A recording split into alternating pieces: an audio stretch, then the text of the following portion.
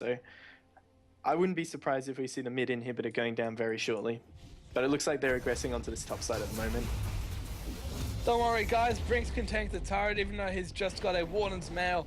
And that's something you kind of have to be... It's like red flags. If the enemy team can just casually walk up to an undefended turret and just tank it to destroy it, that's some real problems that Belina boys have to really work on. Yeah, it's going to be so hard for them to come back from behind now, especially like they've got picks like Draven, who really needs to snowball early. He's now behind. Pretty much everyone on their team's now behind, especially their carries. Like Xerath dies to pretty much anything. He died to Rengar jumping in, he dies to Annie, Flash, Tibbers. You know, if Leona hits a stun on him, he's dead too. And they've just been strangled out by superior like map movements, superior warding, and once again just objective control completely towards Legacy of Elford. They've just controlled the map just so well.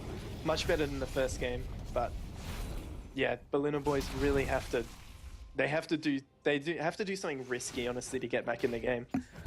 They could probably look for a really pick engage, but Blue Eyes White Kid is definitely below half health. He's going to get stunned up, so is Blue Brownies, and who cares about risks if you get blown up instantly? There is nothing they can do about that. 42 split pushing that top lane, and Baron minions. That's going to be the inhibitor falling down. Ostrich flash the slow, doesn't avoid the shocking orb though, but he's going to be able to get go for away the college. Oh, he gets it. He gets cold, and that's all that she wrote. 12 threes at Ostrich on Lucian, and the Legacy running away with this game easily. Has barrier and a heal from Draven, just nowhere near enough. They're culling so much damage, ridiculous. I mean, he doesn't have armor, but that Lucian, wow, it's just so fed. Both is down for another 15 seconds. There's no wave clear. They could potentially just end here. Yeah, they could. Absolutely, both the top and middle inhibitors have fallen. The Nexus turret is down to very low health. Funeral Parlor, he's gonna fall. Ostrich is definitely on a killing spree.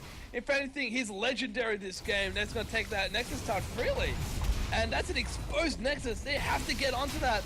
This could be game momentarily. Unfortunately, Gopher gets locked up. He's going to get destroyed. Will he fall? Yes, he does. Now, this is game 2 going towards Legacy.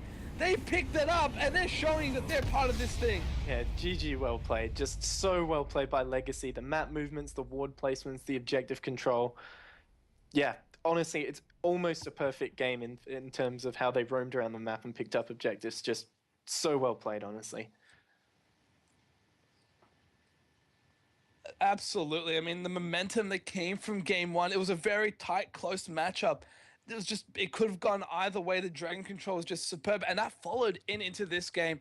They were able to be on point every dragon. They said, all right, we want dragon, 5-man gank bot lane. Get the double kill, go straight to dragon. And they were just on point. The communication was on point for Legacy of Alford, and if anything, they're just proving that they're probably a team to be reckoned with as the longer this round and tournament goes.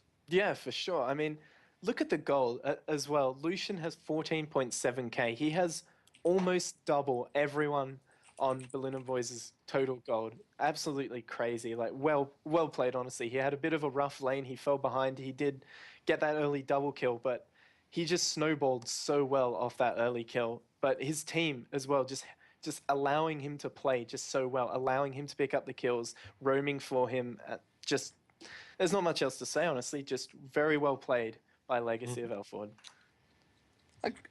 Granted, it was whole Funeral Parlor. He was there from the beginning, and he actually had a bit of advantage in the lane. If anything, you could be stand to reason. Stand to reason if in game 1, had he been there from the get-go, it could have been a different game entirely, as Gopher was insane on that Annie, but amazing play coming out from Legacy. It's just definitely they got a lot of things they can work on, as like Belina Boys, the communication, as well as ward control. Yeah, definitely. The wards were just once again lacking. I feel like that's probably almost the main problem. It's just the warding. There's just so many kills picked up, left, right, and center of just people just not walking in the right spot. Like you had Xerath a few times. He walks out to check the dragon because once again, they can't see what's going on and just gets picked up for free. And yeah, it just needs a lot more warding. Absolutely, absolutely. Well, guys, thank you for tuning in for the OCE Secondary School Ultimate Split matchup. This was round 4, so tune in next week at around the same time for round 5. I've been a massive pleasure to have with me Jimmy Shadow as well as Will Jonkers Mid Chapman, man. Great having you guys with me tonight. Yeah, thanks a lot. It was a lot of fun. Absolutely amazing. Yeah, saw some awesome games. We would like to say shout out to our sponsors. And guys, again, tune in next week. We'll have another amazing game for you guys. I am George, Mr. Jester Wakim, signing off for OCE Secondary School. See you, everybody. Catch you around.